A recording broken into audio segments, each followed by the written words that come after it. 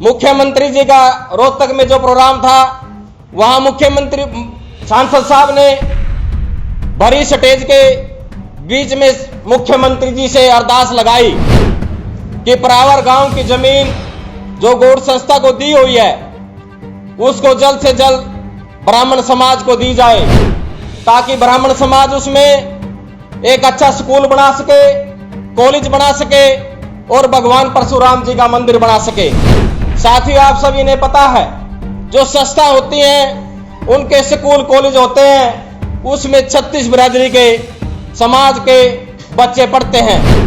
मैं सरकार से कहना चाहता हूं, ये परावर गांव की जमीन हमारी जमीन, हमने गौड़ संस्था को दी, इसमें सरकार का कोई रोल नहीं है। सरकार डेवलपमेंट चार्ज के लिए 8 करोड़ 50 लाख रुपए मांगती है। मैं सरकार से पूछना चाहता हूं कि इस कोरोना काल में सरकार की सारी पॉलिसियां रुकी हुई हैं, तो ब्राह्मण समाज कहां से पैसा लाए? फिर ऐसा डेवलपमेंट चार्ज, वो गांव की जमीन, खेतों की जमीन है, वहां पर ऐसा कुछ नहीं हुआ जिसके लिए वो चार्ज मांग रही है।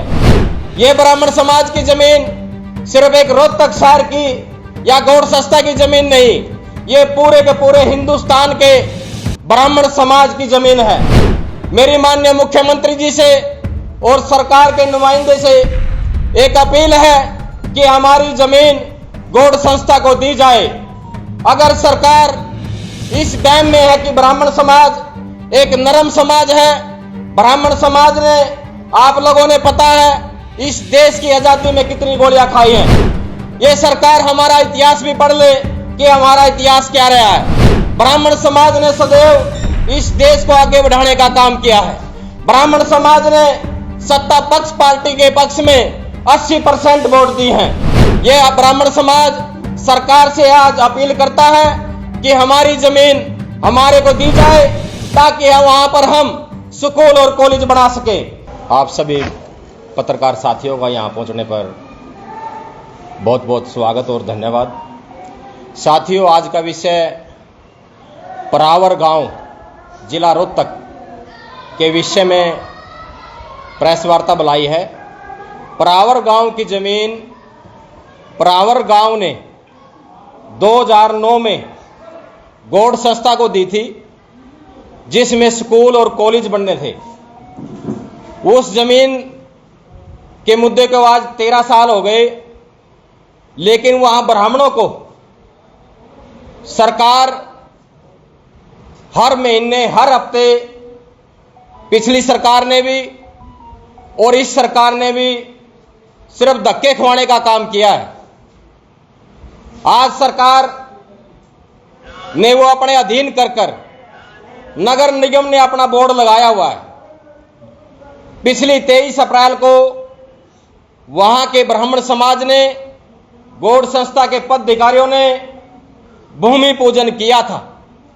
जो हमारे देश की सबसे बड़ी ताकत इस विश्व में है, पूजा करना, हवन करना, उसका मुद्दे को लेकर ब्राह्मण समाज के लोग माननीय सांसद साहब जो वहां से चुने हुए हैं, अरविंद शर्मा जी से मिले और वहां 14 और 15 तारीख को मुख्यमंत्री जी का जो प्रोग्राम था उसमें 4 और 5 तारीख का मुख्यमंत्री जी का रोहतक में जो प्रोग्राम था, वहां मुख्यमंत्री सांसद साहब ने भरी स्टेज के बीच में मुख्यमंत्री जी से अरदास लगाई कि परावर गांव की जमीन जो गौड़ संस्था को दी हुई है उसको जल्द से जल्द ब्राह्मण समाज को दी जाए, ताकि ब्राह्मण समाज उसमें एक अच्छा स्कूल बना सके, कॉलेज बना सके और भगवान परशुराम जी का मंदिर बना सके। साथियों, आप सभी ने पता है जो संस्था होती हैं उनके स्कूल कॉलेज होते हैं, उसमें 36 बिरादरी के समाज के बच्चे पढ़ते हैं। मैं सरकार से कहना चाहता हूं, ये परावर गांव की जमीन हमारी जमीन, हमने गौड़ संस्था को दी, इसमें सरकार का कोई रोल नहीं है। सरकार डेवलपमेंट चार्ज के लिए 8,50,00,000 रुपए मांगती है। मैं सरकार से पूछना चाहता हूं कि इस कोरोना काल में सरकार की सारी पॉलिसियां रुकी हुई हैं, तो ब्राह्मण समाज कहां से पैसा लाए? फिर ऐसा डेवलपमेंट चार्ज, वो गांव की जमीन, खेतों की जमीन है, वहां पर ऐसा कुछ नहीं हुआ जिसके लिए वो चार्ज मांग रही है। ये ब्राह्मण समाज की जमीन सिर्फ एक रोहतक शहर की या गौड़ संस्था की जमीन नहीं, ये पूरे के पूरे हिंदुस्तान के ब्राह्मण समाज की जमीन है। मेरी माननीय मुख्यमंत्री जी से और सरकार के नुमाइंदे से एक अपील है कि हमारी जमीन गौड़ संस्था को दी जाए। अगर सरकार इस वहम में है कि ब्राह्मण समाज एक नरम समाज है, ब्राह्मण समाज ने, आप लोगों ने पता है इस देश की आजादी में कितनी गोलियां खाई हैं। ये सरकार हमारा इतिहास भी पढ़ ले कि हमारा इतिहास क्या रहा है। ब्राह्मण समाज ने सदैव इस देश को आगे बढ़ाने का काम किया है। ब्राह्मण समाज ने सत्ता पक्ष पार्टी के पक्ष में 80% वोट दी हैं। ये ब्राह्मण समाज सरकार से आज अपील करता है कि हमारी जमीन हमारे को दी जाए ताकि वहां पर हम स्कूल और कॉलेज बना सके। हमारा सांसद जो वहां से अरविंद शर्मा जी, उनकी बात को इग्नोर करना तो हम क्या समझेंगे? वो सांसद जो 3 लोकसभा जीत चुका है, उसके ऊपर उसकी बात का कोई जवाब नहीं देना। वहां की जनता ने जब वहां से मुख्यमंत्री जा रहे थे, बड़े पंडाल में मुख्यमंत्री जी से आवाज लगाई कि ब्राह्मणों की जमीन का जवाब देके जाएं, और मुख्यमंत्री जी ने अगले दिन वहां स्टेटमेंट दी है, जो आप लोग सब पत्रकार साथी जानते हैं। मुख्यमंत्री जी ने कहा है, ये एक वीडियो है जो आप लोगों के पास है, मुख्यमंत्री जी ने खुद कहा कि ये जमीन हमने 2009 का मामला था, इसको हमने अब दोबारा फिर ब्राह्मण समाज को दी है। कुरुक्षेत्र के एक ब्राह्मण समाज के प्रोग्राम में वहां के विधायक ने भी कहा कि वो जमीन ब्राह्मण समाज को दी है। फिर अगले ही दिन अखबार में स्टेटमेंट आती है कि ब्राह्मण समाज की जो जमीन थी उसका नगर निगम ने अपने नाम, ब्राह्मणों की जो संस्था की जमीन थी उसका इंतकाल खारिज करवाकर अपने नाम इंतकाल कर लिया। यानी कि ब्राह्मण समाज को सिर्फ बकाने का काम करते हैं। या तो मुख्यमंत्री जी जब घोषणा करके गए हैं तो वो अगले दिन 2 दिन के बावजूद अखबार में किसने निकलवाई? या तो वहां का प्रशासन इस सरकार से कटता है या हमारा से कटता है। हम नरम स्वभाव से, नरमता से मुख्यमंत्री जी और सरकार से मांग करते हैं, हमारी जमीन हमारे को दी जाए। सरकार इस बात में ना रहे कि ब्राह्मण समाज पीछे हट जाएगा।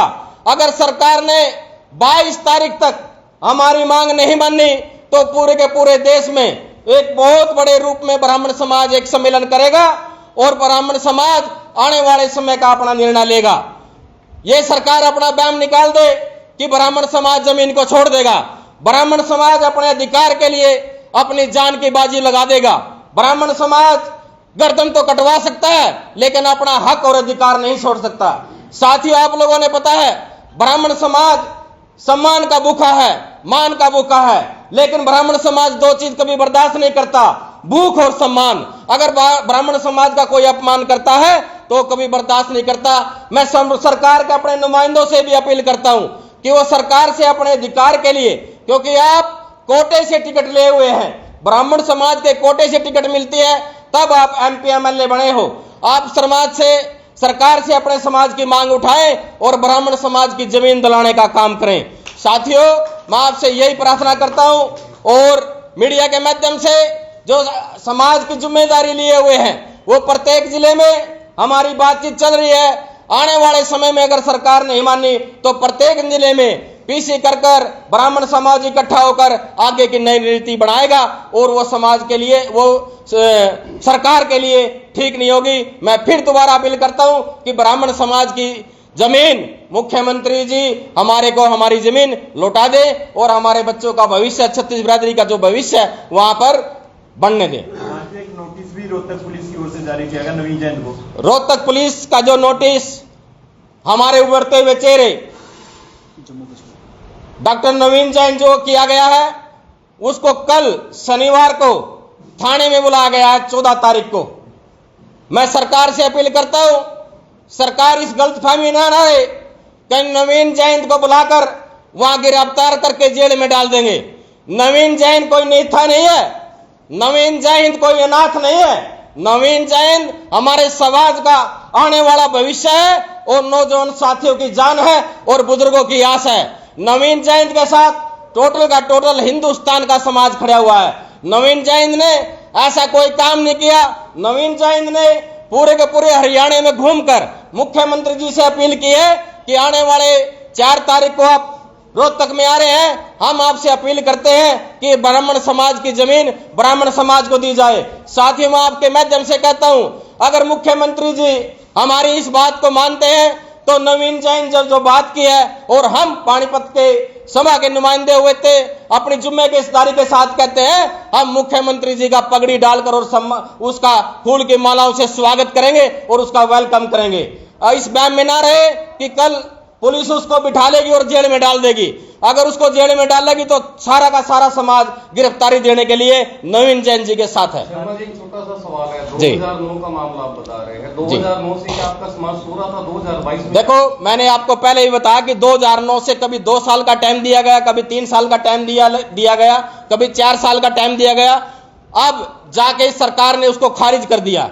और आपको पता होगा, जो भी डिपार्टमेंट हुडा डिपार्टमेंट किसी भी शहर में जमीन को रिक्वायर करता है तो उसमें भी सरकार टाइम देती है कि अगर 4 साल के अंदर 10 साल के अंदर यहां आप अपना कंस्ट्रक्शन का काम ना करें, अपना उसमें बिल्डिंग ना बनाएंगे, सरकार अपने अधीन कर ले। क्या इस हिंदुस्तान में कोई एक ऐसी चीज है जिसने सरकार ने कोई देकर वापिस ली हो? लेकिन ये ऐसा भद्दा मजाक सिर्फ ब्राह्मण समाज के साथ किया गया है। प्रधान जी, जमीन कितनी एकड़ है और 36 बिरादरी क्या चाहती है?